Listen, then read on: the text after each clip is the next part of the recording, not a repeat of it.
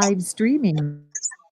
Hello, everyone. This is Meister, the BitcoinMeister, the Disrupt Meister. Welcome to the Beyond Bitcoin bonus show. Oh yeah, we're back on the main channel. Today is August the 29th. 2020. Strong hand, long-term thinking. Personal responsibility is a new counterculture. Buying over crying. Buy and hold. This game is not rigged. 1 Bitcoin equals 1 Bitcoin. I'm offended by selling. Be a unique beast. We have the unique beast on. Gabriel D Vine has made his return to the channel. He's never been on the Beyond Bitcoin show before, so I decided to diversify a little bit here, do something different. If you guys have questions, we have answers. You could do a super chat. Or you can type in BitcoinMeister and you can ask Gabriel a question. You can ask me a question about current events or Bitcoin or anything that you want to talk about. I want to remind everyone this week in Bitcoin was Friday. It's linked to below. And on Thursday, we had another Gabriel on. Gabriel from Venezuela made his return after 3 months of no internet in Venezuela. So Venezuela is, of course, an economic basket case beyond comparison, and they have lived through hyperinflation. And people predict hyperinflation for the United States, and that's something I don't believe in, but maybe Gabriel does here. And what we're going to start off talking about here on the Beyond Bitcoin show is a little bit of Bitcoin and then tie it into current events. Now, the current event from the other day was the chairman of the Fed made an announcement, and everyone was, puts him on a pedestal, and he says that they're allowed to have a inflation target above 2%. And since the last time Gabriel was on the show, the United States has printed trillions and trillions of dollars. Gabriel is a sound money guy. What's going on in the world today in terms of the Fed, the United States, the dollar, and what are we to expect here in the next few months? Well, in the next few months, I wouldn't dare to predict. This is certainly the most volatile year any of us has ever lived through. I guess you'd have to be a boomer and been around for 68 to see something even remotely similar to 2020. But, the volatility astrology dictates that things will continue to be nutso through solstice in December. So, we'll see how things pan out through the summer, Q3 and 4. But a couple of the quotes in the article that you sent me about Jay Powell really stuck out to me. And here, I have a little quote here. However, I think this is Jay Powell himself saying this. However, inflation that is persistently too low can pose serious risks to the economy. So inflation is essentially stealing from all users of the currency and giving to those closest to the banking connections. So the closer you are to the central bank, the more access you have to extremely low, much lower than the market would dictate interest rates for, borrowing money. It's essentially the cost of currency, not really money, but currency. So this is just disgusting. And then this is their whole thing. It's like a healthy economy depends on inflation. It's just such a scam. And I'm glad to see that, many millions more people are now waking up to it. And go ahead. Well, many billions, how many are people waking up to it? I mean, that's a question I have for you. Robert Breedlove, you read his article, his Masters and Slaves article. I believe you retweeted it at least. And he, in his opinion, everyone's going to wake up to this. Everyone's going to wake up to this. The whole world will be free. I don't think people are waking up to this at all. I think the guys that are already Bitcoiners are buying started buying a lot of darn Bitcoin in March. And I think there are a lot of people that are obsessed with certain current events. It's become their soap opera. It's become their bread and circuses. There are a lot more. I don't know if some people are not valuing their wealth in dollars anymore, but there are plenty of people that are. So there's my question. We're going to have inflation. We have inflation. We've lived through inflation for years now. Are people going to notice it? Yes, they're going to notice it. I am tweeting out the show now because I forgot. I was late. And I am done. All right. I hope that we get some of my followers in. Did you just retweet my thing that I put out there? Or yeah, just put a comment that we're live now. Okay, cool. So, so now whether people are waking up. So here's how I see that.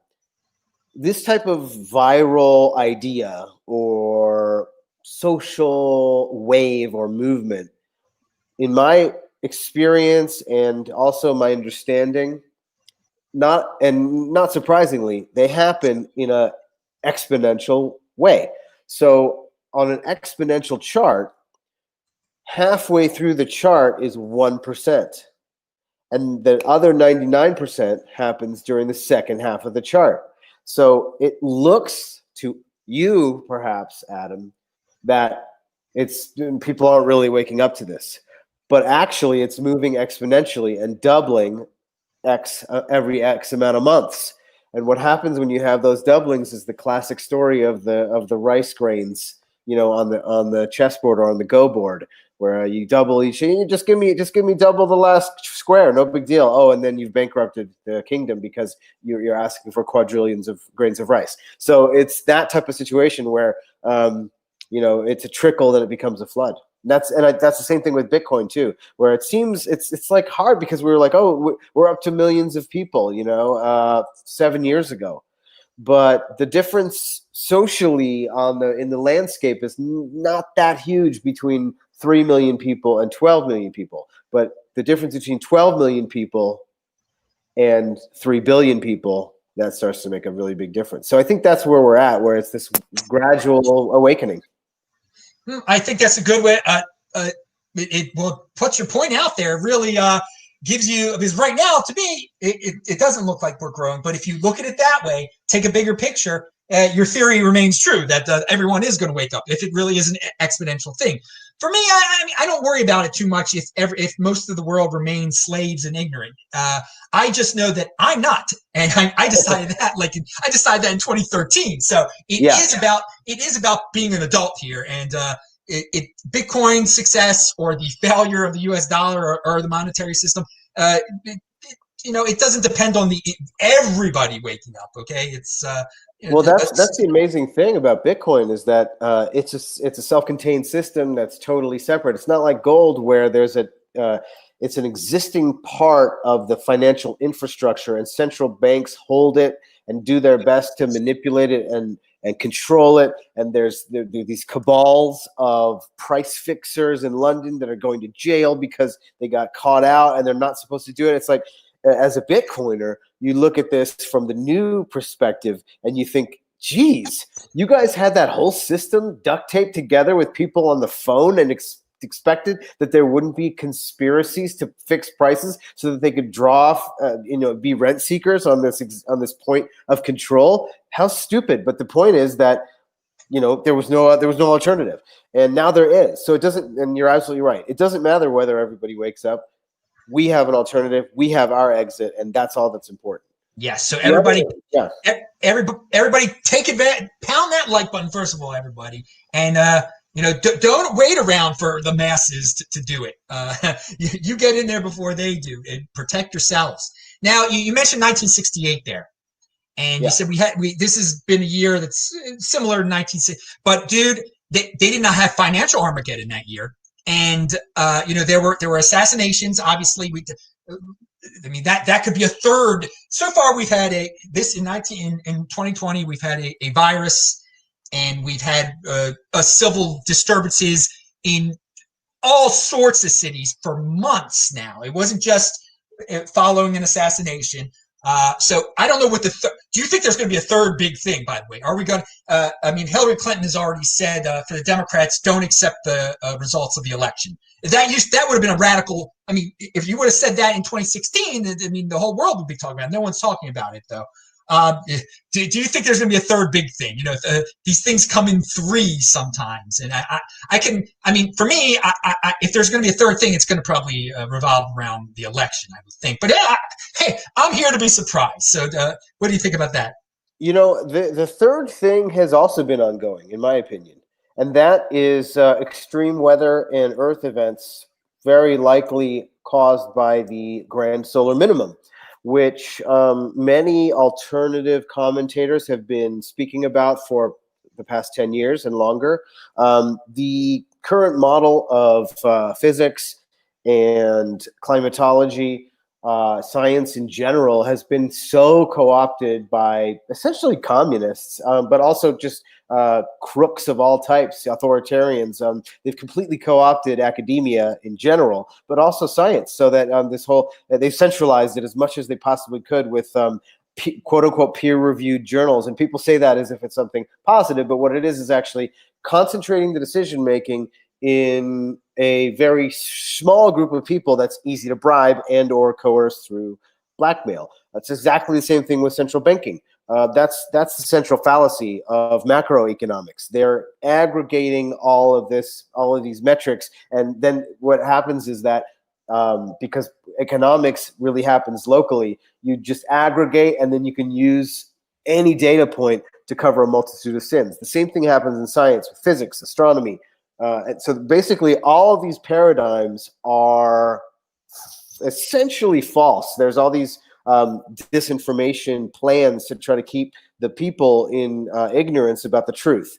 And weather and climate is another one of those issues. We had the global warming scare, when really we're heading into a overall colder period through the 21st century of a solar minimum for a number of decades now. And we're really descending into definitely a 200-year minimum right now, but more likely a 400 to 2,000 year minimum. So something along the lines of the mini ice age, what we call it, which, for example, Washington, when you cross the Potomac in D.C., you guys are familiar with D.C., it doesn't freeze over anymore, but actually they walked right across the ice.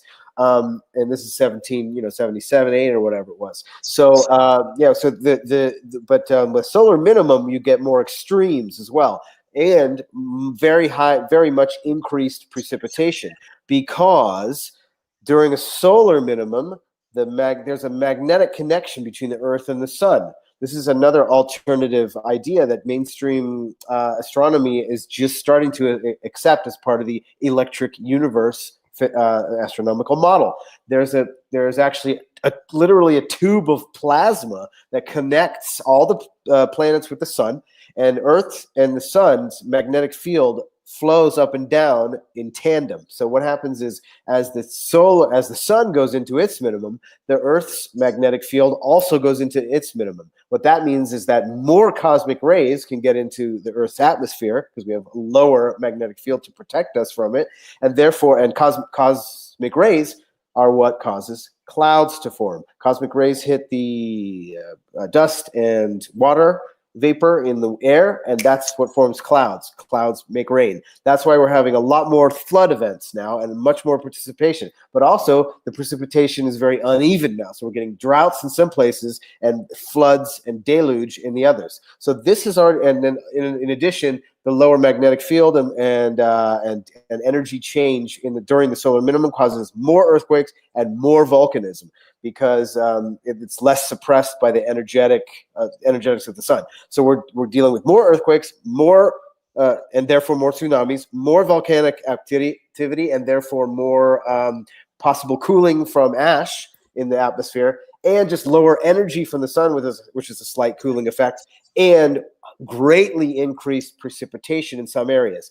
That brings me to where I think our third big event of 2020 possibly, or very likely at this point, looks like it may be coming from, which is the overtopping and destruction of the Three Gorges Dam in China and millions of people's homes and communities and large cities that were all built over the last couple of 3 decades in the river valley beneath the Three Gorges Dam in China. I believe 400 million people would need to be evacuated should this dam break, and it's been on the verge of a catastrophic failure for 2 months.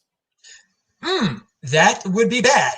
And during what you just said out there, you gave an alternative, talking about the plasma connection and everything. We're not going to get into the specifics of that, but you talked about peer-reviewed journals, and someone in the chat actually kind of gave a good summary of what a peer-reviewed journal is. Hang on, wait a second.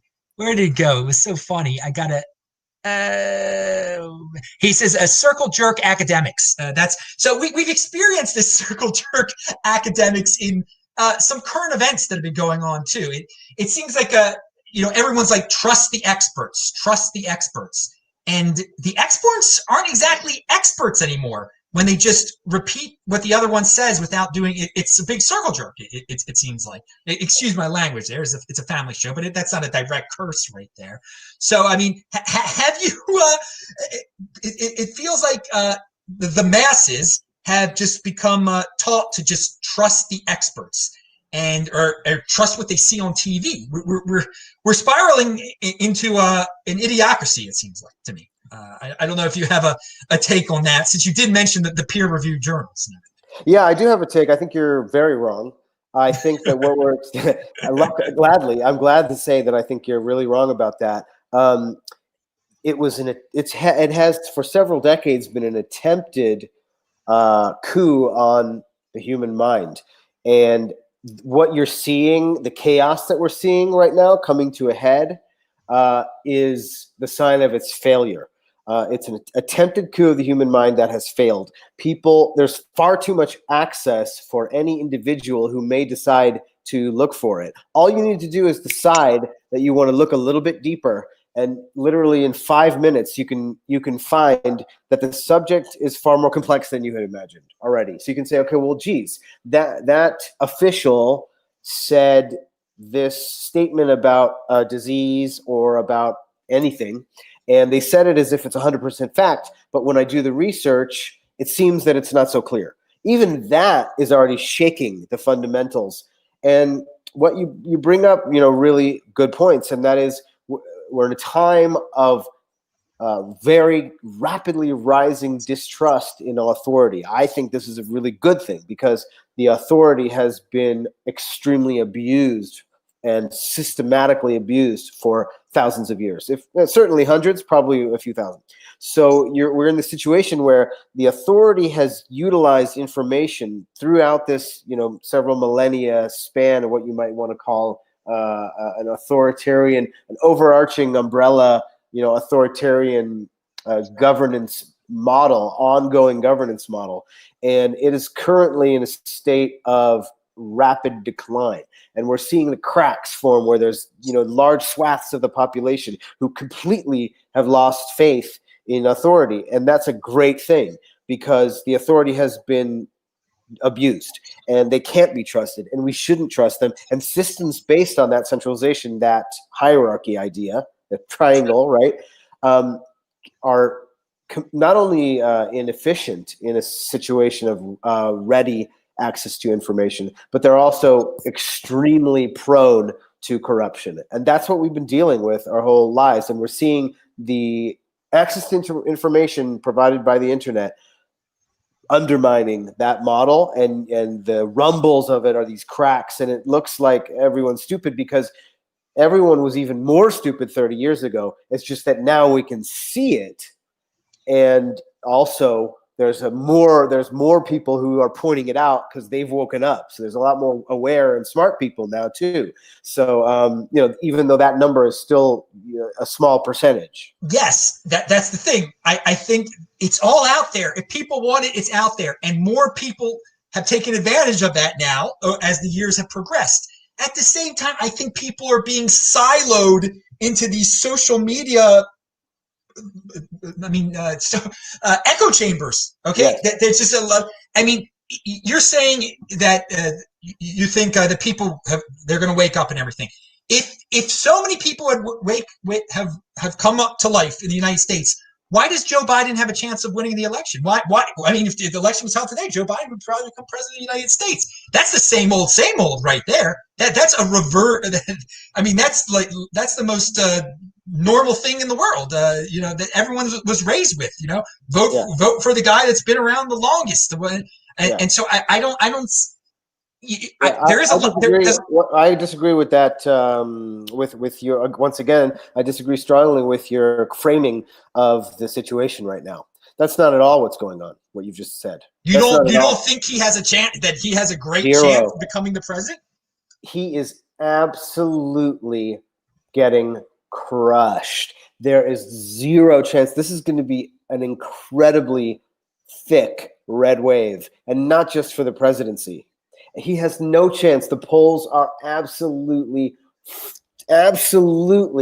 just, once again, this is centralized poll taking. Well, they're totally scamming him. okay, so that is a huge point. I mean, I will believe it when I see it. I have to get past November 3rd to believe that the polls are all horrifically. 2016, I wish I knew. As soon as I saw Trump talk in 2015, I knew he would win. I had no idea that nobody else knew that, and that he had a 9-1 against on the betting. I should have bet money because I knew the guy was going to win. And then everybody was surprised. I was like, "Oh, you didn't know he was going to win?" Oh, everybody thought Clinton. I didn't even know they thought Clinton was going to win, and that was 2016. Biden is senile. He's got dementia. Yes. And yes. Like, it's very clear to everybody. But meanwhile, you've also got 35 seats up in the House, and there's only 12-seat difference there. There's a bunch of seats in the Senate. I think the GOP is going to sweep the Congress. But yeah, so you believe that the polls are all wrong, that they are lying, that they're lying. Maybe people are lying when they're asked who you're going to vote for. Maybe they're scared. Several percent, yeah. Okay, but at the same time, we're going to have mail-in voting. There is going to be a big opportunity for corruption this election, and it seems like there are a lot of people that have really just put their whole lives into politics now, and I don't know. I think he's got he is senile, but he's got a great chance of people don't care. People don't care, and there's plenty of people that are willing to. People are on the streets of major cities burning stuff down. There's all this lawlessness. Why wouldn't there be lawlessness in the election? Why wouldn't this be the third insane thing that happens? I thought this was the second one, and the weather was the third, and the first one is this illness. The illness is number one. Number two is the stuff going crazy on the streets. But the third would be the election is just out of control. It's no one. There's complete controversy over it. Just like something. I wouldn't be surprised. I wouldn't be surprised if many operations are pulled. In my opinion, none of this street stuff is organic. It's got all of the hallmarks of a color revolution. Same things that they've tried to pull, or that they've pulled successfully in places like Ukraine, Syria, like Libya, dozens of other places. And this is the technique of the CIA that they've used for decades. However, it's definitely not going well here for them. It's completely backfiring. But yeah, this is just an intelligence operation. It's not an organic thing where there's a bunch of people out on the street who don't want cops. It's just I think there are. Rand Paul even brought it up when he was just attacked on the street the other day. That it's pretty clear that some of the protesters are being paid, but they are sparking. They're angry people out there. They're people out there that do not know how to express themselves anymore with words. Okay, I think we can agree on that. And so when people see an opportunity for free stuff, they haven't worked for 6 months. Some of these people that are doing crazy things out there on the streets, they're just bored. And this is the way they express themselves now. And I call it a feminization almost. I mean, no, and people are scared some guys are just scared to fight back against it. And some guys have just become big crybabies. I do think there are some people behind the scenes who are so into politics. I mean, politics is their life so much that they're spending lots of money on causing disturbances. The media loves covering disturbances and illnesses. And so there's a hand-in-hand cooperation here. I think different people have different goals, and there's definitely some money involved. But at the same time, we're living in a country that is there's a lot of abundance. And people, there's a lot of envy out there, and people can be sparked very easily. And I think a lot of people have been sparked. I think there is definitely a lot of anger out there, and my point is that some of the people out there on the street doing crazy things, they're not getting paid. They're angry. Yeah. No, I mean, basically, you think of it, like fuel, and then the intelligence and the paid operatives are the spark, right? But the fuel, in my opinion, has been spread over decades. In an attempt to program the populace to disempower them. I mean, this is the communist, this is the socialist agenda, to disempower individuals so that they cannot rise up against your power as an authoritarian, whatever. your being the authoritarian mindset. They want to, like the idea of like a king. They had great marketing 400, 500, 600 years ago. They had great marketing where people were like, God save the queen, or God save the king. They're great, and they're protecting us, and they're doing right by us. They had, all this clout back then on a marketing basis, but they began to lose that, and the authoritarians realized, oh my God, we got to update our marketing. So they came up with this Marxist and socialist communist idea in the mid 19th century.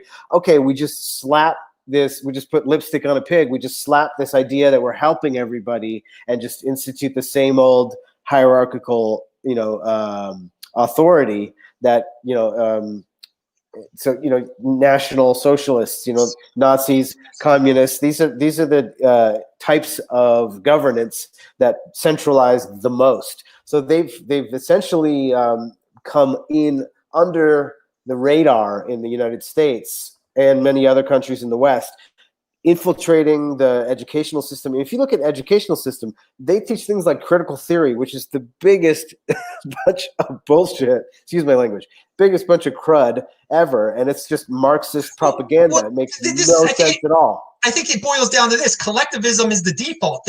More and more people are becoming. They're not becoming individuals. They're not becoming independent, and it's just growing. That peaked already. You're saying more and more. I think we disagree with. I mean, it's to me, it seems like you're mistaking the visibility for the actuality, because the media is completely co-opted. They're covering these tiny little events in these fiery street parties, when the vast swaths of 328 million people have absolutely think that's completely a terrible idea and total BS, and they disagree with it, and they're not saying anything. Let's go to some collectivism examples out there. I mean, people want it's been lately, the disturbances have been caused by racial collectivism, to say the least. That no one is thinking as an individual anymore. If something happens to a certain race, a person of a certain race, everyone generalizes and says, X is against this race. We have to do something. This race's lives matter. I mean, there's definitely a huge racial collectivist component of what's going on now, and that's part of the technique, is in order to separate the populace. They're buying into it. Of all races are buying into it. Dude, I'm in Asheville, North Carolina right now. There are more Black Lives Matter signs out here than black people. Actually, it's unbelievable. That's how. So you say it's just a small percentage of the people that are buying into it. I mean, there's plenty. And when I was in LA, thank the Lord, Hashem, I escaped from LA. I mean, the day of the riot there were plenty of people driving up to where I was, near West Hollywood, near Beverly Hills, whatever you want to call it.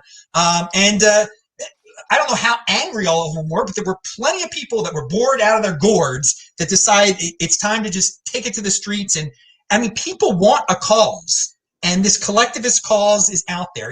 This is the mass movement of the day. Eric Hoffer wrote that book with mass movements, or whatever the heck it was called. And it was triggered by the virus, and now it's turned into racial collectivism and the virus mass movement.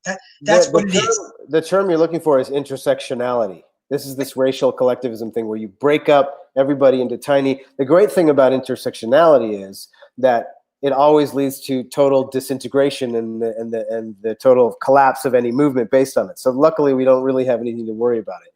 But your point is well taken, that these people who are easily led, who are easily persuaded, who are easily controlled, who are easily manipulated, who are easily programmed, can be encouraged and persuaded to participate in these actions of disorder and destruction. However, you have to realize that because they're so soft-headed, they've been the population has been programmed to be soft-headed and credulous their whole lives.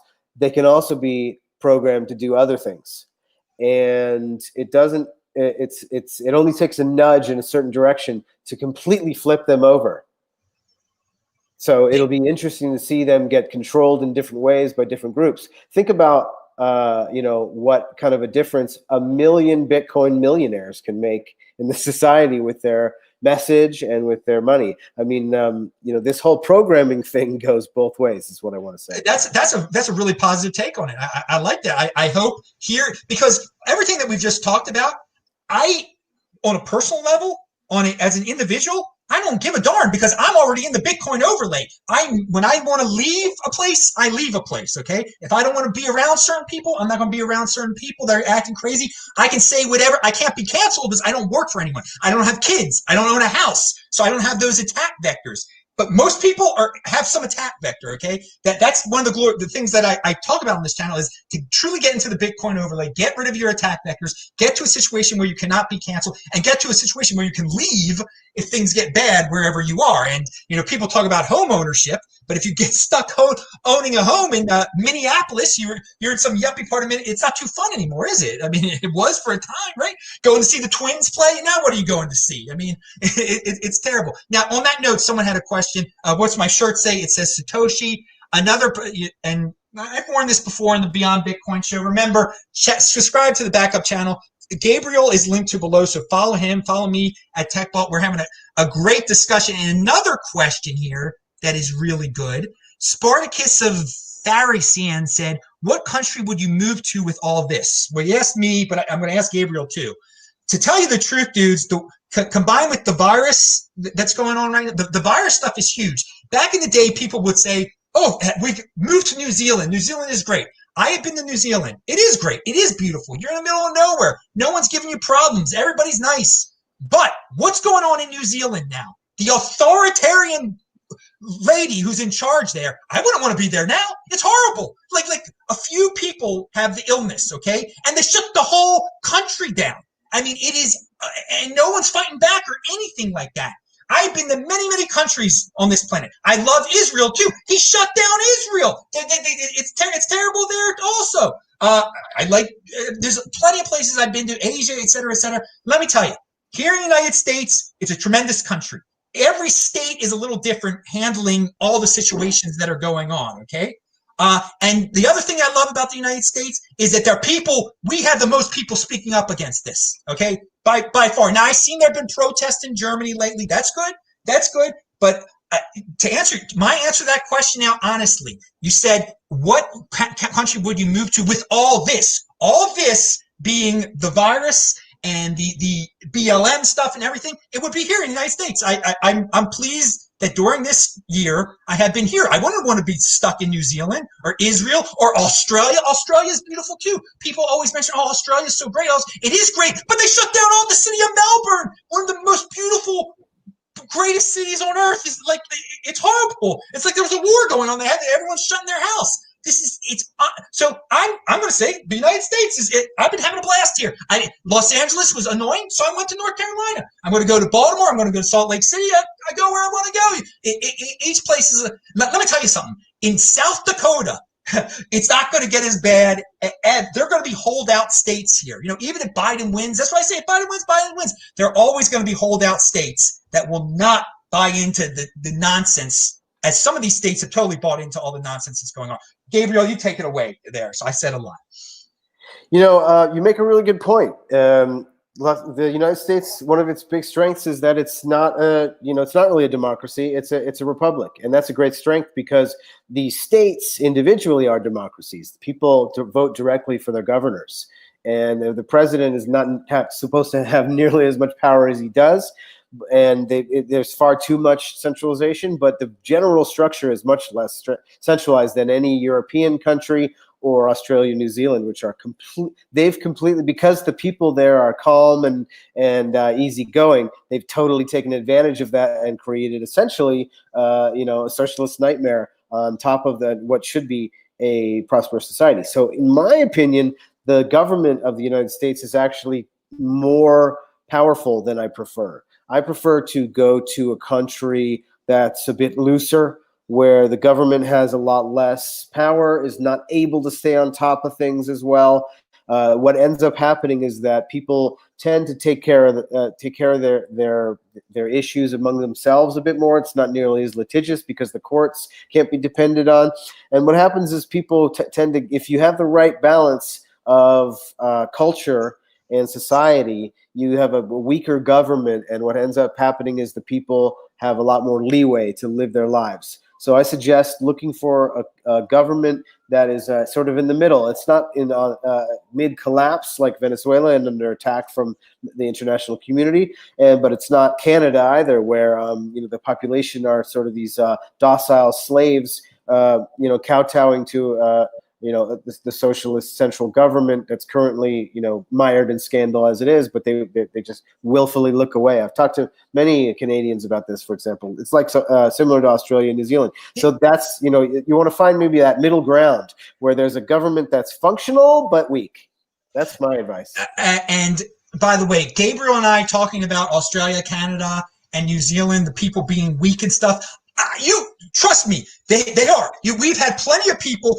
Ask Francis in Canada. Ask Haas in Australia. I've had Alex from Australia. I've had plenty of guests on from these areas who say they can't because Australia. Australia, we see the Crocodile Dundee movie we grew up with. He's so manly. Is that a knife? You call that a knife? They're like, no. That's most people aren't like that. They just take it. They like their beer. They get drunk, and we think that's manly, but they just get drunk and then hide in their houses. Now, the people I mentioned, who I have on my show, who I associate with in the Bitcoin land, like the Canadians and the Australians, and that I have on my show, they are not like those people. They are speaking up against it. But I mean, to have to deal, and Alex is not even in Australia right now. He got out. He's somewhere in Europe right now. So Francis doesn't want to be in Canada, it seems like. Right now. So let's talk about the Bitcoiners out there and how they've been handling this.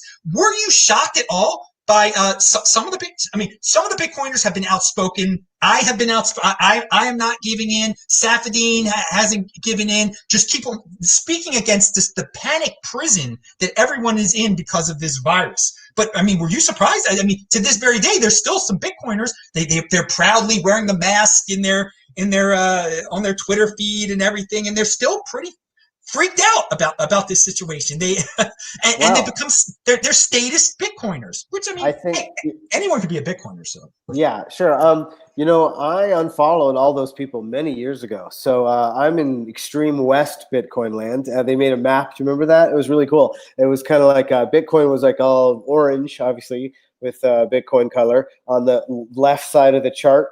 It was basically the connection between the tweets, and it kind of gradually phases over into altcoin land in whatever green color on the right.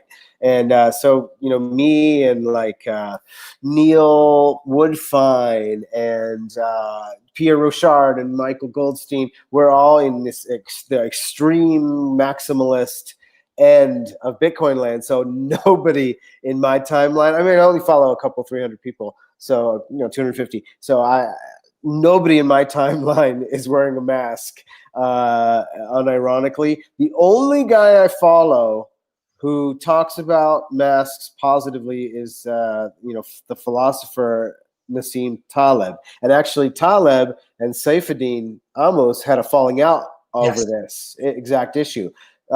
Basically, Taleb's approach is if masks decrease the transmission of a dangerous virus by 2%, because of the compound nature of infections, that's actually worth it to do it if the virus is sufficiently dangerous. And that's an interesting point. It's like a probability-based thing.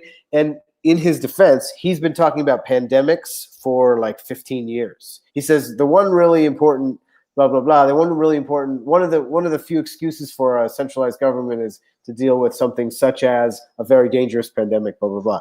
In my opinion, this particular illness is not a very dangerous pandemic. I think it was probably. I mean, I'm a conspiracy guy, so I think it was probably planned to be. And the rumblings in my tweet group is that this thing escaped 9 months early, and they wanted to try to launch it in Tokyo last month so that it would be much stronger when it was perfected and it had a much higher infection rate, infect all the athletes, have them go home to their countries and just have this terrible, terrible illness and kill lots of people, and then the election, right? But no, it leaked early, and now it's this thing where they tried to run the psyops of the fiery street parties while everybody was trying to wear masks, and it was like, wait, these people can have protests, but then you're supposed to not get in groups, and it's been this total breakdown, and it's really hilarious to me. Obviously, people getting sick is not hilarious, and people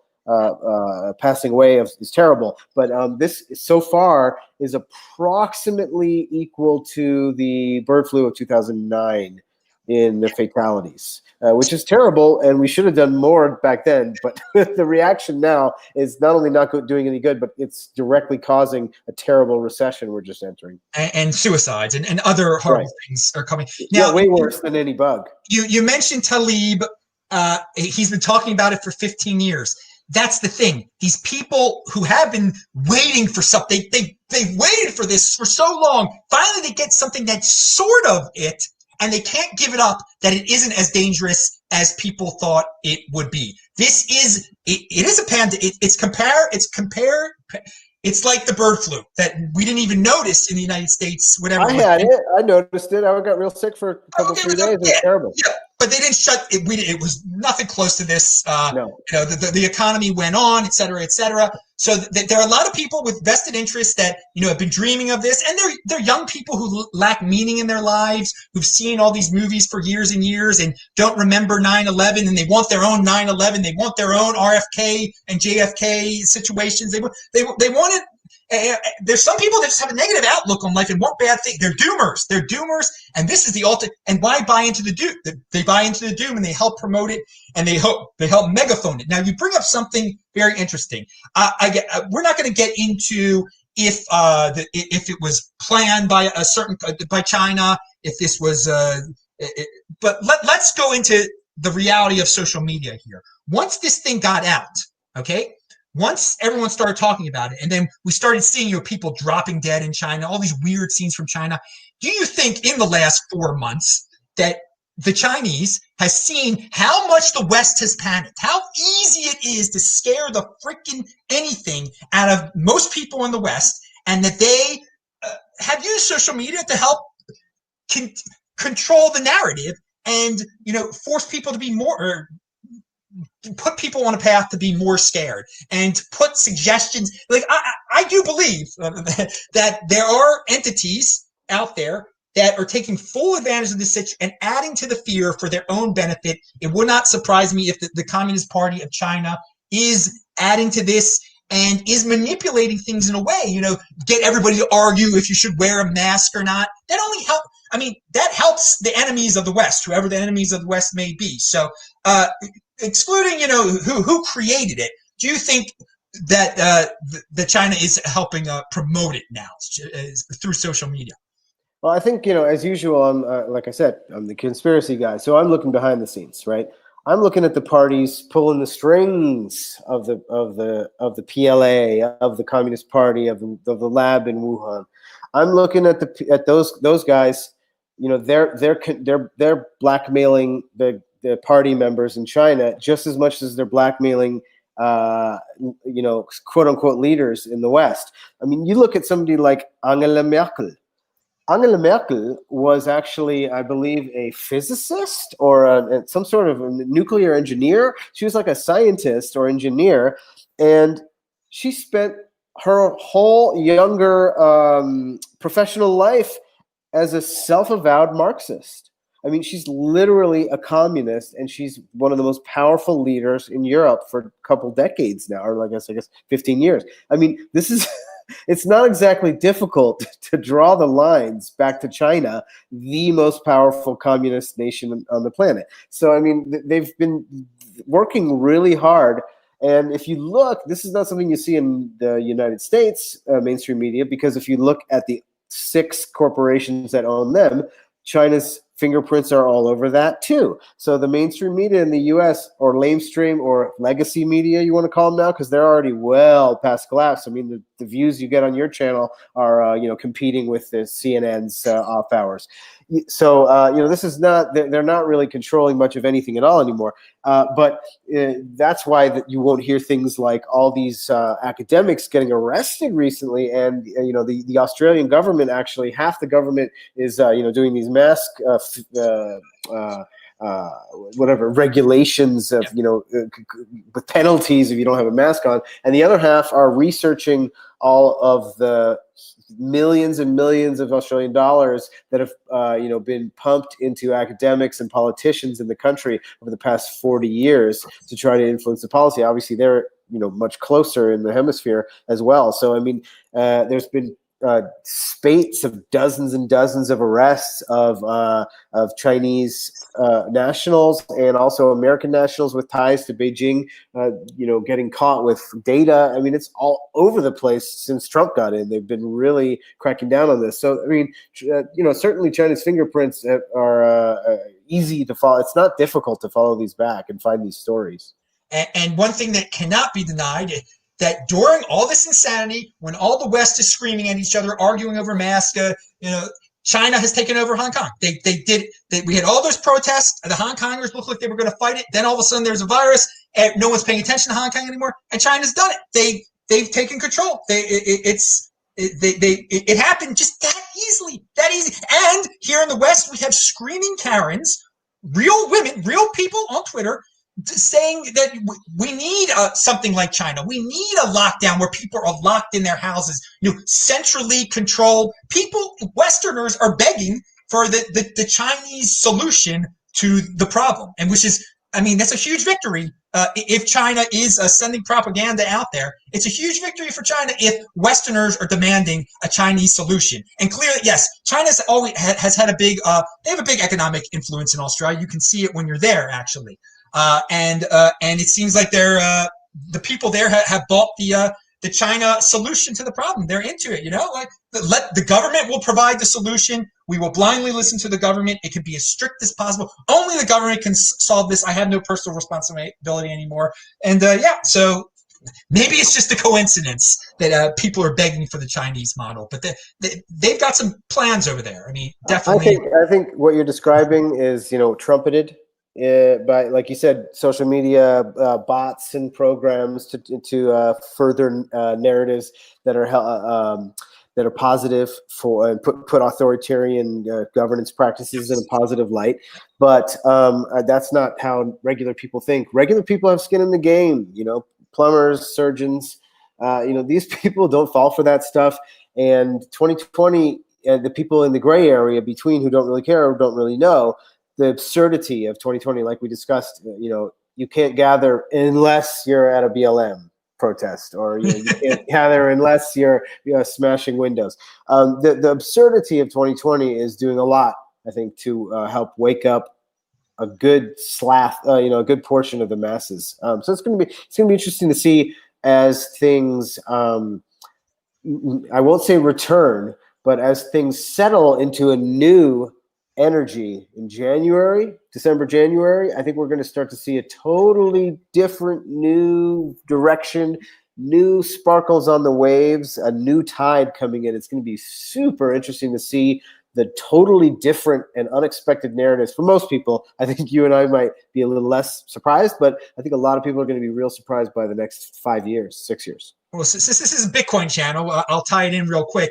I mean, the way that the 210,000 block cycle goes, right around January 1st, it looks like it could be looking really good. We could close December with the highest monthly close ever. The highest monthly close that we previously had was, I think, $14,000, and we shall see. I don't want to get into. November tends to be by far the best month in Bitcoin, always for some strange reason. But I think we're on if you look at the 210,000, every 210,000 blocks, we're looking good for the run up, the clear obvious run up to an all-time high. I think might be obvious by January 1st, which is I love to bring up something positive here. By the way, you say you talk about the conspiracies, et cetera, and you do, and I obviously don't agree with all. I mean, I don't go deep down the rabbit hole or anything, but I gotta say, of all the people who talk about the conspiracies, if people are paying close attention here, he's always got a really positive spin on it. I mean, there's something. There have been times during this discussion, Gabriel has had a more positive outlook, on humanity than I had. Clearly, I'm saying we're heading toward idiocracy. He's saying no. So I mean, it's a very, very interesting discussion, to say the least here. So I do want to, something that was in the news just did you see the Elon Musk brain chip in the pig? Did you hear about this? I That just saw that headline earlier today. I yeah, haven't read anything about it, but yeah. that's all you need. That's all you need. That's all you only need to know the headline. What do you think about him? Do you think he's going to be able to pull up? That's going to really happen? Do you think he's going to send people to Mars? Is he a positive influence on the world? I think it's positive to have someone that's striding in many different fields to build, to say the least. And he's is he going to be able to build tunnels? I like people who are in motion, who shake the world up. You actually had that term shaker. You could talk about that if you want to. But yeah. I mean, Elon is like the ultimate shaker. This is a term that I invented for my novel that I wrote. It's like a cyberpunk near future novel, and this idea I didn't actually invent this idea.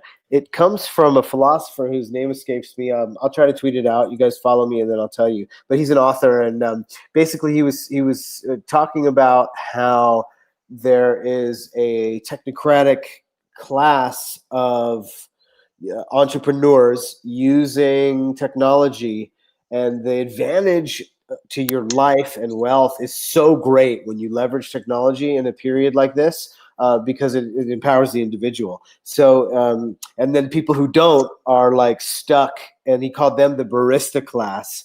And then I think he called the other one the entrepreneur class. I called them shakers because like movers and shakers, because they're like doing stuff. Entrepreneurs are always like looking for the angle, looking for the new thing, looking for a cool way to make a buck and help people's lives and make a difference, in like conscious capitalism way. So this is like the shaker idea. And so in my novel, it's kind of like I imagine that the society had moved forward a bit, and this trend had like increased quite a bit, where there was an entire class of younger people who were doing what you might call like a one person corporations or very small companies, and I think we're well headed there. I mean, I wrote this novel 6-7 years ago, and things are already way much in that direction, in my opinion. And this 2020 has only accelerated that trend quite a lot. And Elon could be considered like the patron saint of shakers in a way. I actually met him. I will say this about him, in case it wasn't obvious enough from his speeches. Extremely introverted guy doing work that requires a lot of interaction with others. It's very interesting contrast. I will say that. He was really nice. He asked me about my book. I was writing it at the time. Elon asked me if my book, my novel Feed Forward, was dystopian or utopian. And I said, it's neither. I've tried to make it realistic. And he kind of just smirked and nodded. So Elon, so for me, I'm way deep down the rabbit hole, not below the floor of the rabbit hole in flat Earth, but I try to hit exactly that sweet spot that I think at the bottom of the rabbit hole, which is that governments around the world have been running secret space programs for decades, maybe 70, 80 years.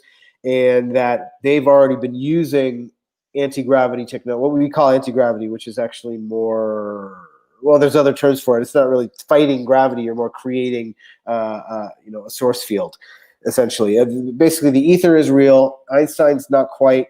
Einstein's kind of disinformation. The real physics was known in the secret world by around 1930, and they've been building and going throughout the universe since then.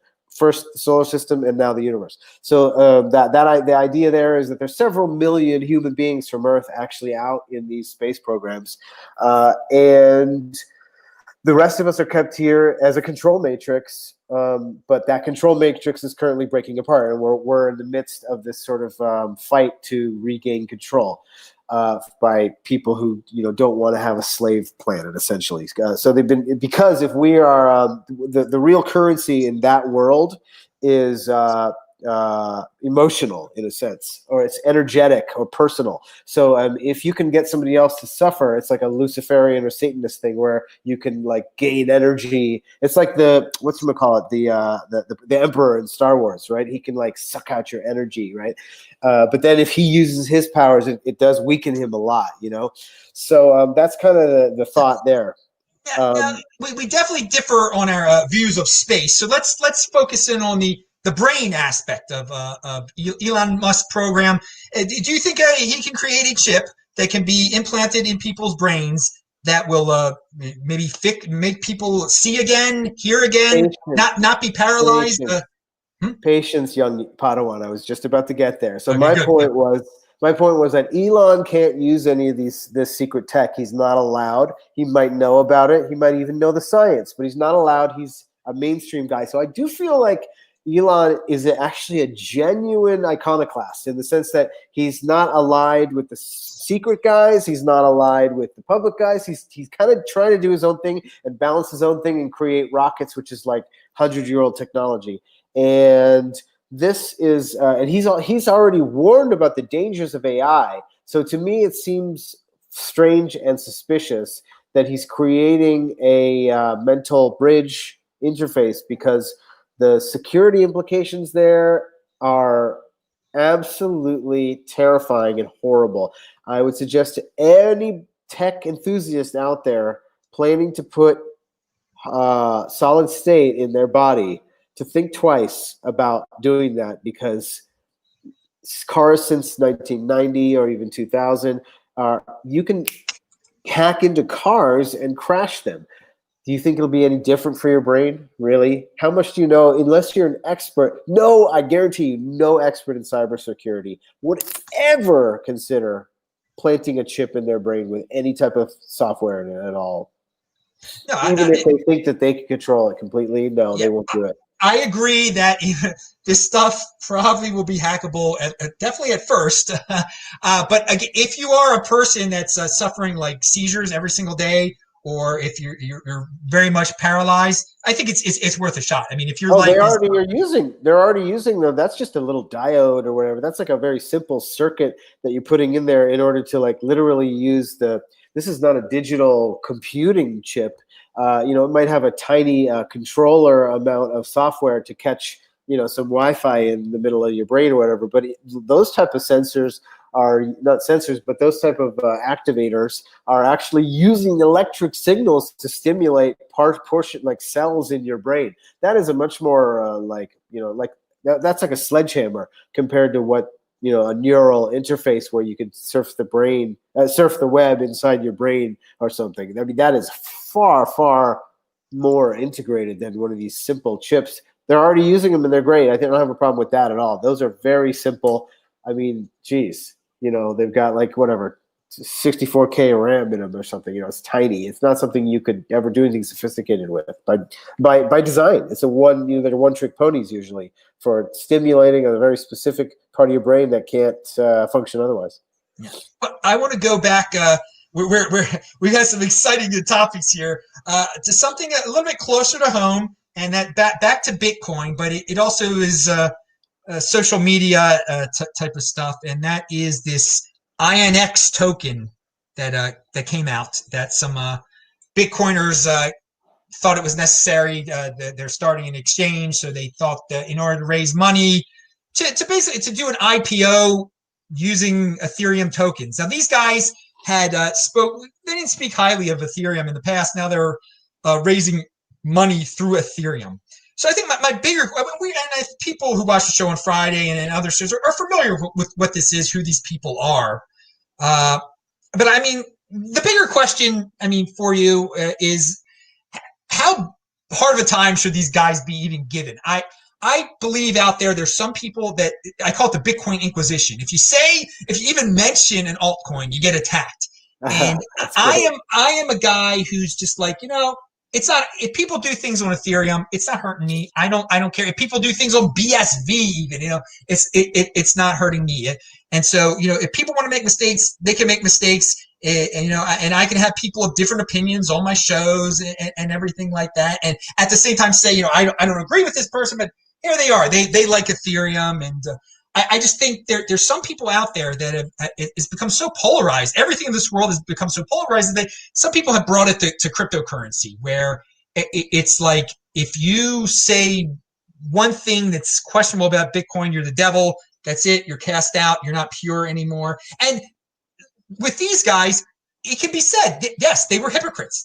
It's let's call out the hypocrisy, but I mean, should they be banned from, from social discourse in the future? I mean, whatever. It's not the end of the world. I would not do it. Again, the hypocrisy should be called off, but how toxic should things be? I mean, I think that's a question. Some of those dudes brought their own form of toxicity, and now they're called out for it, basically. So I don't know. I brought up a lot of things there. Your take on INX and the Bitcoin Inquisition and altcoins and people doing all sorts of things in this space. I love that term, Bitcoin Inquisition. First off, that's great. I love it. It's perfect. First of all, INX to me appears very similar to sort of just a stock offering, like an IPO. Yeah. So I don't see how. Certainly, if you own any stock in the United States or anywhere else, I mean, the ecosystem protecting you on your stock ownership and whether you can say that you own stock that nobody else owns is probably weaker than it would be for any sort of token system like this. So the fact that they have registered with the authorities in the U.S. Means it's something similar to, but probably more more stable than a stock. I think stocks are incredibly manipulated, and the DTCC are the ones who actually hold the certificates, and they're they can easily do fractional reserve stock ownership. I'm sure they are, according to Michael Byrne. What's his name? Michael Byrne? No, I forgot his first name, but the guy from Overstock, the founder of Overstock. Patrick Byrne, he's been saying that for years, and I'm sure it's true. So, I mean, to say if you own, for example, if you're a Bitcoiner maximalist, you're like, yeah, but I also have a little Tesla stock or I have a little Apple stock. Well, then you're a hypocrite if you're criticizing the INX tokens, because those stocks that you own are, have a lot less of a leg, a little bit less of a leg to stand on than these, other worthless tokens that happen to have a cryptographic system pretty much guaranteeing their scarcity, at least. But whether you'll get a payoff from it totally depends on the team and stuff. So it's like it's not even close to something competing with a money. So Bitcoin maximalists can make fun of it all they want, but it's not really something in the same zone at all, which is fine, whatever. As far as altcoins, certainly I am convinced by Hope's economist Herman Hope's arguments about the eventual rise of a single commodity. Any market will eventually settle. Any market with sufficient communication among it. So, for example, the worldwide market, if we're all connected by TCP/IP on the internet, then it is gonna focus in on a single asset to be money.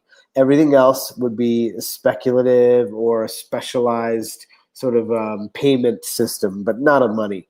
And so therefore, I do agree with Bitcoin monetary maximalism. However, cryptography can be used to do all sorts of weird stuff, and I don't rule out the possible existence of cryptographic digital assets of some type in the future that are totally not monetary at all, but are instead what you might call utility tokens, right?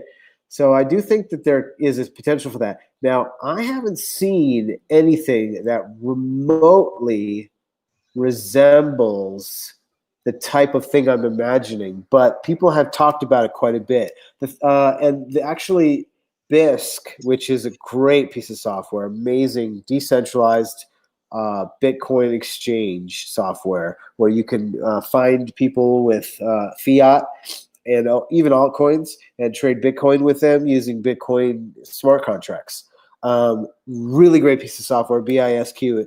They actually launched a DAO, a decentralized autonomous organization, 2-3 years ago. Super amazing, interesting project. They worked really hard on it, and it's so cool. And they're still going now, and they're like sort of changing it as it goes, and it's a self-repeating process where they do votes on the changes to the system, and they have their tokens, which are just colored Bitcoin. Each one is a Satoshi with a little extra code in it that shows that it's a BSQ token. If you use those tokens, you get a reduced fee if you use it on the network. So that is an example of a utility token, and they're working towards exactly what I have in mind, which is sort of a utility token for a specific system that depends on some sort of meat space thing. I mean, Bitcoin itself is a utility token for that uses physical electricity production as its security paradigm.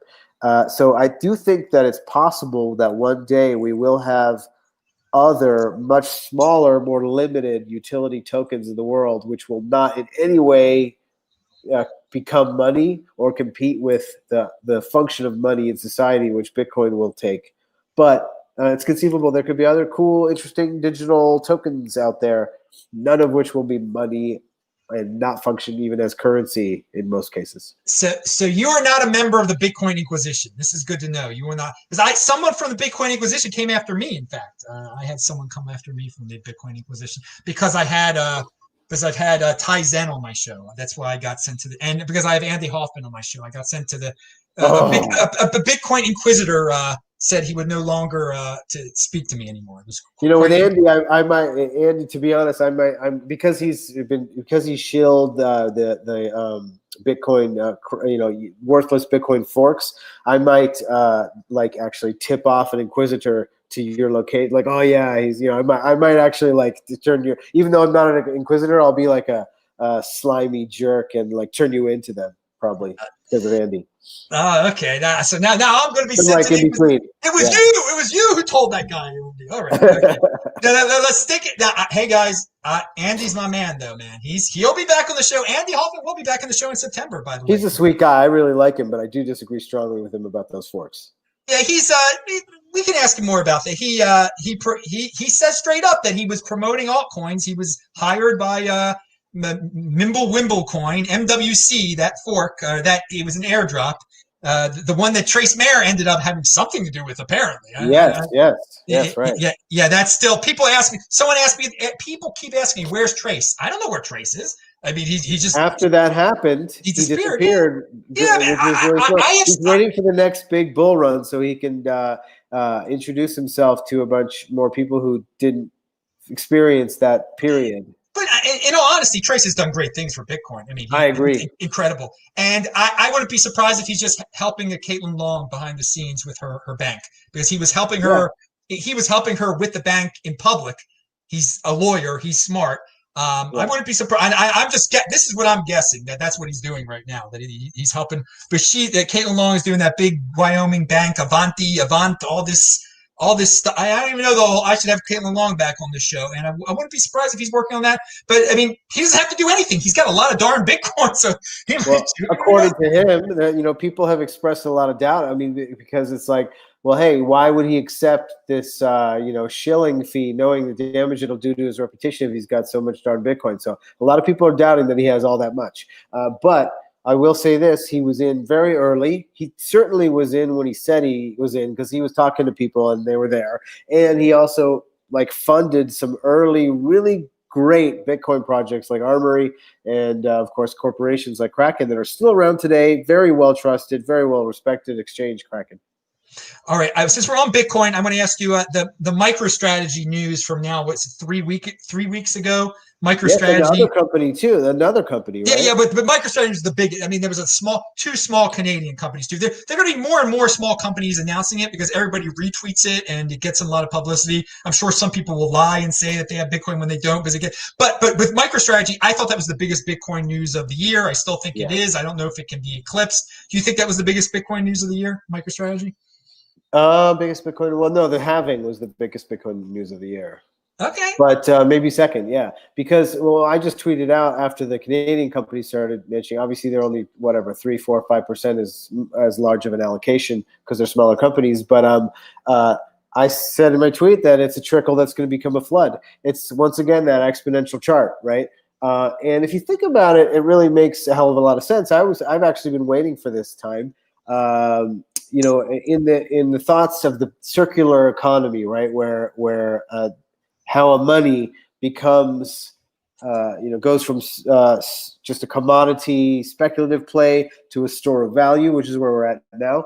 Obviously, they're announcing that we're saving with Bitcoin. It's now a genuine store of value. I mean, Raoul Pal, who was treating it like a speculative asset 3 years ago, and we dissed him for selling it $3.5 grand. He came back around and he bought back in at probably 6 or whatever, now he's has come around and said, "Wow, this whole system, central banking system, is ridiculously fragile, and Bitcoin is something far more stable that we can put our faith in because we can see with our own eyes that it works, and we can see the code with our own eyes and see the systems and figure out for ourselves that it works. And it's now a genuine store of value. It's a commodity play based on the longevity and the safety of holding it. And the next phases will be as a means of exchange and as a unit of account. And to do that, you need to have that circular economy, and businesses must hold ready cash in Bitcoin in order to create that circular economy where people spend Bitcoin, save Bitcoin, earn Bitcoin, pay Bitcoin, pay their staff Bitcoin. So I've been predicting this for a long time, because think about it. Any person like you or me who's a Bitcoiner who becomes an entrepreneur like you or me, there's no reason why they will, if you are turning a profit, right? If your business is turning a profit where you're like, okay, we're meeting payroll, but we also have 11% on top of that every month. This is great. A Bitcoiner is not going to go, cool, I'm going to hold dollars in the bank account. Great, this is awesome. I have dollars now. No, they're going to allocate 98% of that to Bitcoin. Obviously, after investing back into your company, whatever you're going to do, if there's ready cash that's available over there that you don't need for cash flow, you're gonna invest it in Bitcoin. You're not gonna buy stocks. You're not gonna do buybacks. You're not gonna make speculative plays. You're not gonna buy real estate. You're gonna buy Bitcoin. Any Bitcoiner who owns a company is going to look at the books and say, my company must own Bitcoin too, because it's a much better play for my company that I own a majority stake in.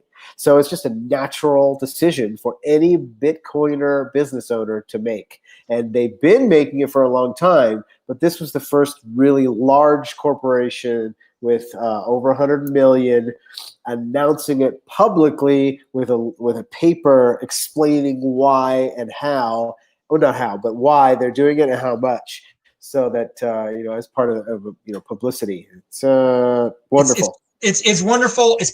They bought 0.1% of all the Bitcoin that will ever be created. And it is just, the flood is just starting. That's why I thought it was the biggest news of the year. The halving we knew was going to happen, but right. Pick or choose. They're both great things. May more companies keep doing it, small, big, large. I don't care.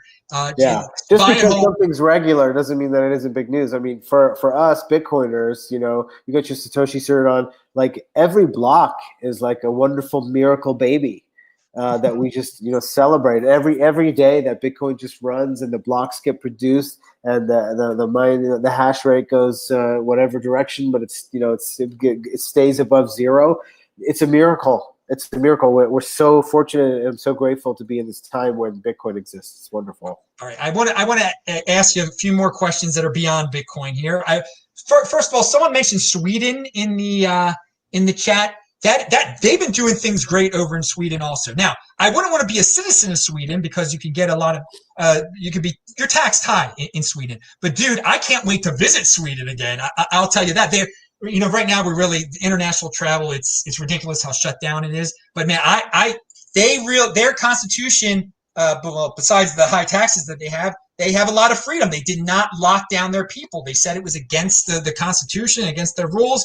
Great. So I was in Malmo for a few days in 2015. So I'm not an expert in Sweden, but if I could get to Sweden, I think I'd be having a fun time there right now. I'm very familiar with the United States, and I do like that it's so huge, and you can pick and choose what state you're going to be in. But yeah, Sweden probably would be a good country to be a non-citizen of, to flee there. If you can flee to Sweden when times are tough and then get out of there again, I think it would be, and not become a taxpaying citizen. I think it's a great location, but I wouldn't want to be a taxpayer there because it's yeah, they've got that social.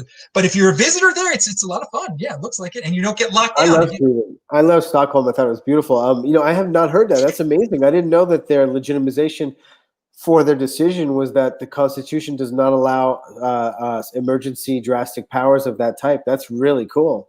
But Yeah, I read that like they really couldn't do it. They actually followed their. I mean, if you followed our constitution, you can't do it either. you can't No have a one's central following bank the rule. either. Yeah, yeah. You said before the president of the United States has become too powerful. Yes, it has. There's too much. It was never supposed to be like this. It was a balance of powers. It was checks and balances between the three branches. They become completely out of whack. We won't get into that, but we shouldn't be. People's whole lives shouldn't be based around who's going to be the president of the United States. It has become way too powerful. The executive order, it's ridiculous. Anyway, let's go to your. I want to get your take. A lot of people are saying that cities are dead now. That New York isn't going to be able to come back. That now everyone knows they can use Zoom. And why live in a city? There's civil unrest in cities, and they're dangerous. They're dirty now. They're going bankrupt. They're just, if they have to, why have a physical location of an office anymore? Why have culture in New York? So do you think New York is dead? Do you think cities are dead? Are we going to have a new interpretation of what a city is? And okay, that's my first question. I think that cities are not dead, first of all. I disagree with that characterization of the 21st century. I don't think that's where we're heading, although I do agree that there's many changes ahead, and certainly the death of the office, you could argue, or not death, but like, sudden decline followed by slow decline. So, obviously commercial real estate and office space is going to plummet in the short term, but I think there is a long-term trend of deeply, reducing offices. But cities aren't necessarily only about going to the office. There's also a job, finding a job. There are still quite a number of jobs which depend on physical location. And in addition, there's the social aspect and the convenience aspect. So, there's quite a lot to recommend living in a well-functioning city. Now, New York has been run by Democrats for a long time, and that is probably not going to work out. So a lot of the leftist cities have an extremely rough few years ahead of them. I do think that the states will come out of the coming recession quicker than Europe.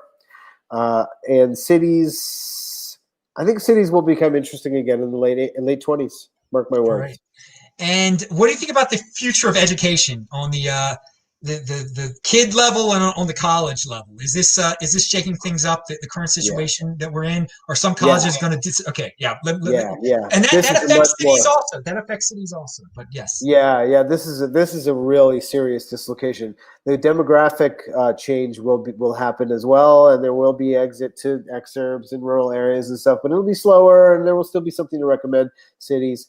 But education, I think we're in for a rapid and extreme change. I do think we are we're looking down the barrel of several years of mass university and college bankruptcy. I'm proud to say that I predicted that perfectly. 5 years ago, I told a friend of mine who is a university professor that he has 5 or 6 years to get his side career going, because that's when that's as long as he can depend on that paycheck. And sure enough, here we are. Higher education, I think, is in absolutely dire straits. I think we're going to see basically an implosion in the short term, and then a pretty rapid decline. I think maybe something similar to the office space idea, where there's going to be a few localized ones, especially fields of research that require physical access, such as laboratories or expensive equipment. Certain scientific fields, there will be these institutes of study, and then and then for children, I think there will be a wave of homeschooling, a wave of unschooling that will be rising.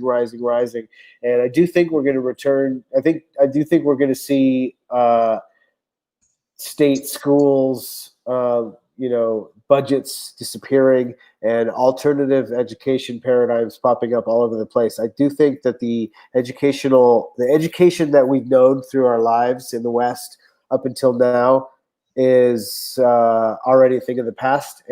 Something new, new systems are rising now already, and are going to take their place much quicker than people think. I think the educational landscape in 20 years is going to be radically different than today. Yeah, that's things are a changing here. People are discovering.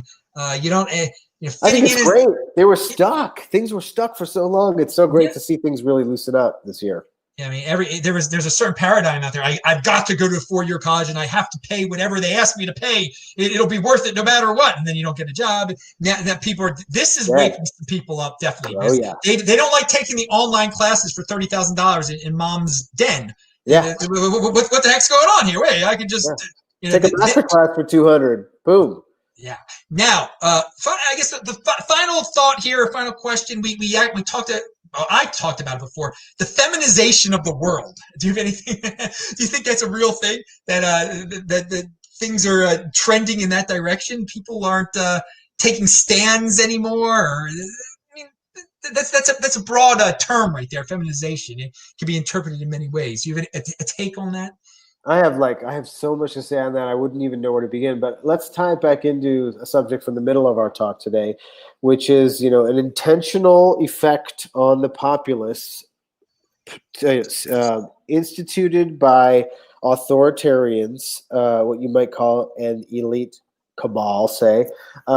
They have been planning and doing whatever they can in every way, whether it comes to health, science, society, culture, art, everything, money, in order to decrease the possibility that their power would be challenged and that they could lose it. So one of the great ways to do that, one of the ways that they've found that is very effective is through disempowering the populace.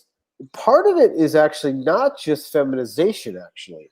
If you think about it, it's actually it's a depolarization of gender norms. It's centralizing the societal, the individual perspective and reactions to things. So females are discouraged from being feminine, and men are discouraged from being masculine. And so the females have been getting masculinized, and the males have been getting feminized. And what happens there is that people sort of it's like THX 1138. They're just kind of in a zombie haze, right, where you don't have this extreme situation. I mean, you look at a romantic scene in a movie from 2015, and you compare it to one from 1940, and there's this real spark to that 1940 banter and dialogue because the writers were familiar with that from their everyday life, because women were ladies and men were men, and they were alphas, right? And this idea of this polarization causing the spark to happen, and people were that's a more fulfilling experience for 80% of the population. And so what happened is it causes stress. The men, and especially young men, if you can cut the balls off the young men, they're your worst enemy as an authoritarian. The young men are the most fire, they have the most energy, and they want to change things the most because they have the least. They have the least leg up, in society. So this feminization was very intentional. It's not something that's natural. It's caused by societal programming as well as environmental conditions. The Wi-Fi we got, all of the what are they called? Pollutants. These cause, and also all the estrogen, phytoestrogen, the foods. Right? If you're a carnivore, you're going to notice that your sex drive doubles. That's very intentional. That beef was demonized in the last 40 years. So this has been a very intentional thing. I personally think it peaked out just a few years ago, just maybe 3-4 years ago, and now we're heading in the other direction quickly. to polarization. All right, you got cut off a little bit at the end there when you said polarization. What did you say? I was saying that I think that the process of depolarization peaked just 3 or so years ago, or maybe 4, and we've been heading the other direction very quickly, where the things are polarizing again. And if you talk to Gen Z, they're more polarized than millennials, in my opinion. The girls are more girly, and the guys are a little bit more dutiful.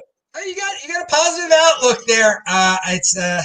I see a lot of people not taking personal responsibility anymore. That's all, and wanting someone to take care of them. It's a reversion to being an infant in a lot of people. What I see, so that's where I see the lack of masculine behavior on some guys' part. So these guys are like, sure. I mean, it's really shameful. Some of the stuff I see online, just begging for the government to solve their own problems, and it just totally shameful. Yeah, no, I'm saying it peaked 3 years ago, and it's rapidly going the other direction, but not that rapidly. It's I'm saying, like, it's 1% better than it was 3 years ago, and we're going to hopefully keep going in that direction. I hope so. That's my prediction. I think that's a very positive outlook, a positive way to end the show. Well, anything you want to promote? Anything you want to talk about before we get out of here? Any last any wise words? He's linked to below. Follow him. Pound that like button.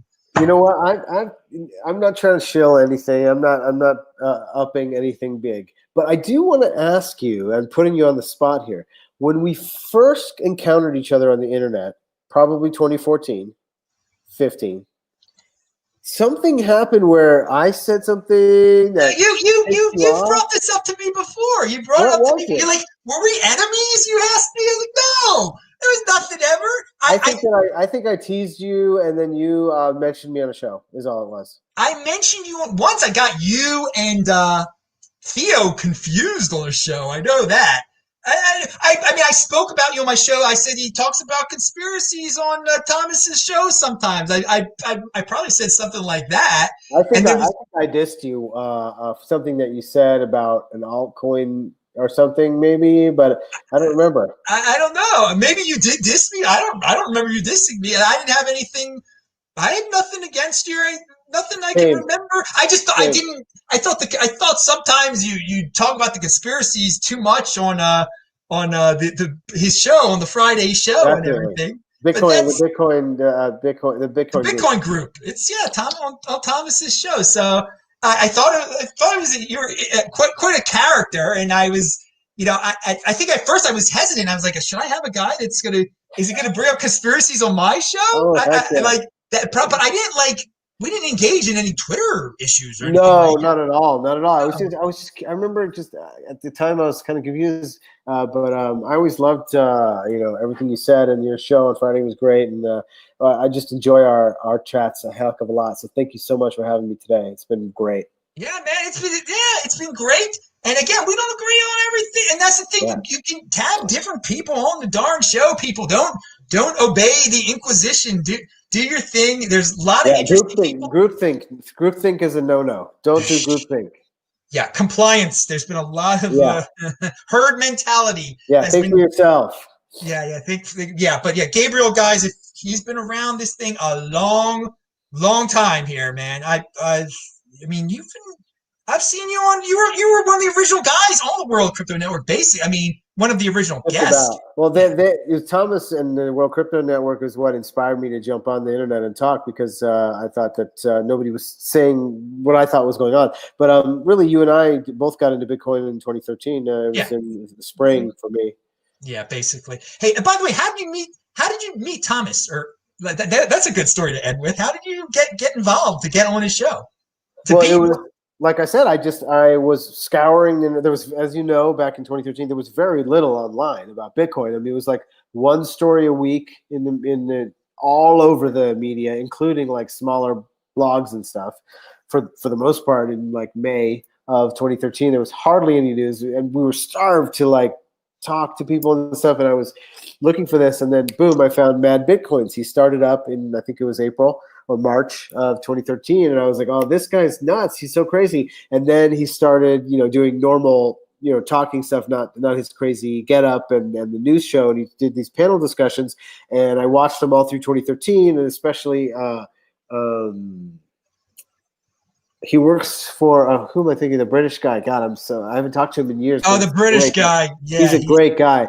He's so cool, and but he's so he's part smart. of the Bitcoin. He's part of the Bitcoin Inquisition. He, He could be. well, no, he isn't. He's not, because he started working for a large exchange several years ago. He doesn't do much online anymore. But I'm spacing on his name. I don't What's know. I his can't name? believe He's it. skinny, unhealthy dude. He was had bad health. Whatever his name was. The Great British. guy. He's a smart guy. He's Oh, a he's so smart guy. smart. And I was so inspired by everything he saw. And then Andreas Antonopoulos was on there, and they were talking. And in early 2014, I reached out to Thomas and I said, because then Bitcoin Group started. Chris Ellis. Yeah. I'm so sorry, Chris. I spaced on your name. It's getting a little late. Chris Ellis incredibly inspired me.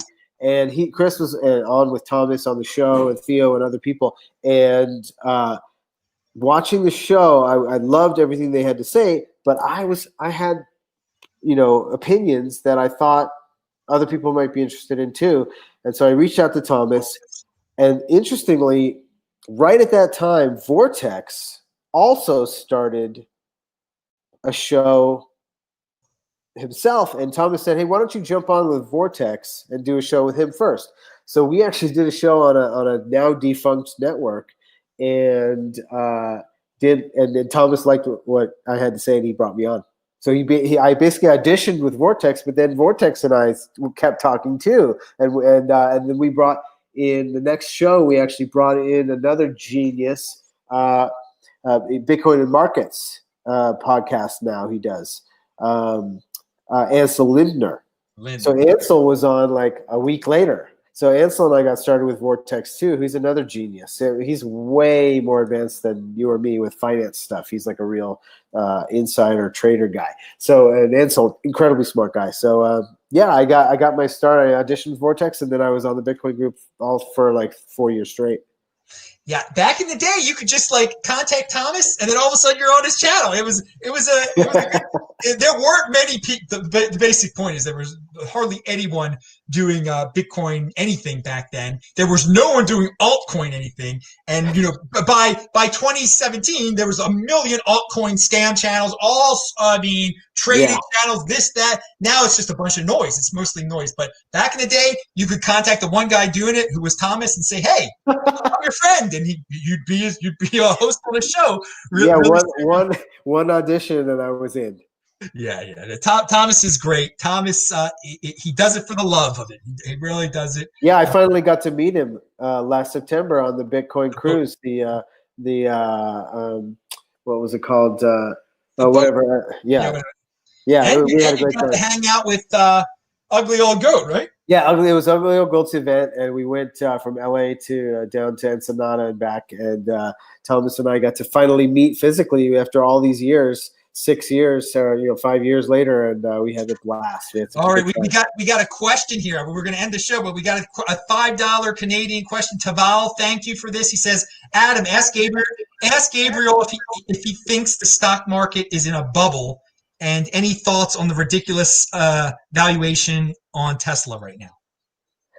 Not specifically on Tesla, but as far as the stock market, to call it a bubble, well, I mean, basically I have to come back to the famous, wonderful illustration from 1912 when the Federal Reserve was proposed to the American public.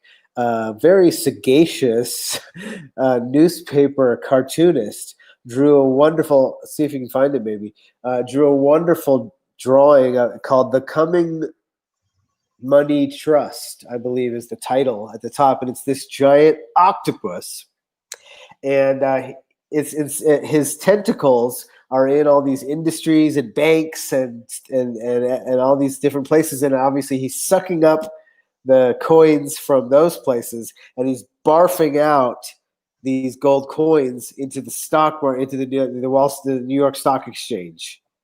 And so basically, he very correctly foresaw that the money would be, the wealth would be stolen from everybody else, and the way that they would make their nut was by pumping it into stocks. And sure enough, here we are. This is the end phases of that experiment, And look at that stock market chart. There was a little hiccup, a couple little hiccups, so they just came in to save the day with their plunge protection team. I mean, it's all such a huge fraud. To say bubble indicates that there's like a coming pop, but I think much more likely is a crack up boom. Now, you mentioned hyperinflation. Technically, the textbook definition is 100% inflation on the month. You're probably right that we won't ever see that in the U.S. However, I do think we could see a crack up boom. Crack up boom is basically where the stock market is going up in nominal terms a lot, but might actually be going down, or certainly not up as much in inflationary, if you consider inflation. So I think the crack up boom is often the case when the deflation finally explodes into inflation, like it does after crazy events like this year. I think we might be headed for a crack up boom in the U.S., but it's really hard to say because there's so much financial manipulation. I certainly think that it's a bad place to save. If you think that it's a safe place to park your money, no, it's an extremely risky speculative asset, and that market, you're not one of the guys controlling it. So they're the one. If you want to try to ride it, I mean, it's like a risk you can take and see if you can read the signals. But really, what it is this playground for people to steal the big players to steal your money. Yeah, definitely. There's some insiders. It could be manipulated. And hey, I wouldn't call it a bubble yet because the Fed hasn't started to buy stocks yet. The Fed, I mean, they're not allowed to, but they'll change the rules. The Fed will eventually, just like in Japan, their Fed buys stocks, don't they? So, I mean, we're not even. Japan, they caused a 30-year depression in 1990 by bailing out everybody, and they created an entire zombie economy. I don't think that the U.S. will be able to pull that off. I think Trump's going to bring in Judy Shelton, who's a big gold bug, and they're going to try to do a total monetary reset to a gold-backed currency, in my opinion. They're going to do something totally different, and we'll see if that works and how long that works. I don't think it's going to work for very long, to be honest. But all right, dude. So with all of that in mind, stocks, Judy Shelton, gold, Trump, just value your wealth in Bitcoin, people. You don't have to rely on any name or any third party, and you don't have to worry. Bitcoin is my unit of account. Yeah. All right. This is where the big boys play. It's Bitcoin. Thank you for that question there. That was a good one. All right. Now that's the end of the show. Anything else, Gabriel? That's it. Awesome. All right. All right, dude. Thank you so much for being on. You guys got a lot of beyond Bitcoin. You got current events. You got history of World Crypto Network. I mean, who knows what you got here? It was a great time. So thank you. I'm Adam Meister, the BitcoinMeister, Disrupt Meister. Pound that like button. Subscribe to the channel. Subscribe to the backup channel to get a new show here every day. I'll be back tomorrow. Thank you, Gabriel. See you guys later. Bye-bye. Thank you.